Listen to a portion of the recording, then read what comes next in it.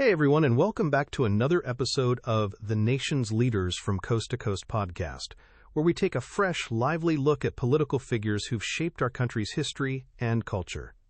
I'm Stephen. And I'm Leah.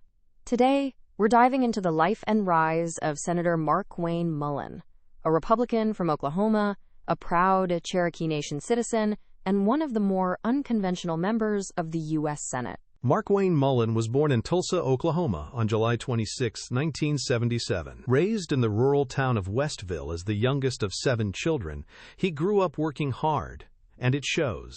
When his father fell ill, Mullin took over the family plumbing business at just 20 years old.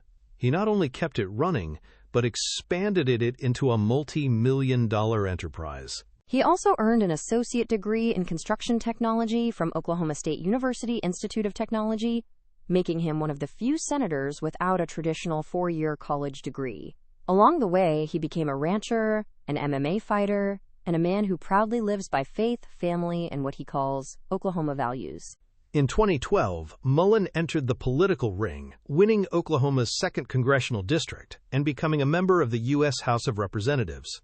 He served there for a decade, often aligning himself with President Trump's populist agenda and building a brand as a fighter, quite literally. Then in 2022, following the retirement of longtime Senator Jim Inhofe, Mullin won a special election to the U.S. Senate. With that victory, he became the first Native American senator from Oklahoma in nearly a century, and only the 2nd Cherokee Nation citizen to serve in the U.S. Senate in history. In the Senate, Mullin quickly established himself as a staunch conservative with a take-no-prisoners approach. He's advocated for deregulation, strong border security, and tax cuts, and he's been an outspoken critic of the Biden administration. But he's also made headlines for his confrontational style. Who could forget that 2023 Senate hearing when he literally challenged Teamsters President Sean O'Brien to a fight? It wasn't just political theater. Mullin's background in MMA meant he might have meant it. He's leaned into that image of a political brawler, unapologetic, physical, and folksy. Just recently, he made waves by referencing 19th century canings of journalists, while joking that some members of the press today could use a reminder.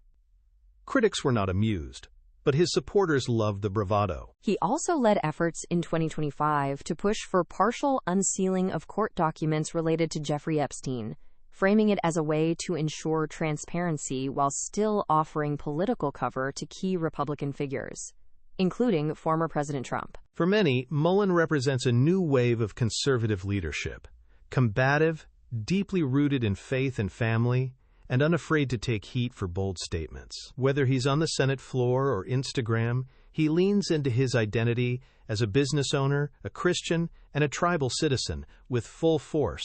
And that identity matters. His presence in the Senate adds representation for Indigenous voices, even if some in Indian country don't always agree with his politics. Still, his role is historic and complicated. Love him or loathe him, there's no doubt Markwayne Mullin is a unique force in today's Republican Party. He's part of a generation of lawmakers bringing brawn, bravado, and a deep sense of regional pride to the national stage. And that's our deep dive on Senator Markwayne Mullin. Thanks for tuning in to The Nation's Leaders from Coast to Coast podcast. We're here every weekday, breaking down the past and present of political leaders shaping the country's direction. Have a great day, and remember, this is an AI podcast brought to you by pointedwords.com. See you next time.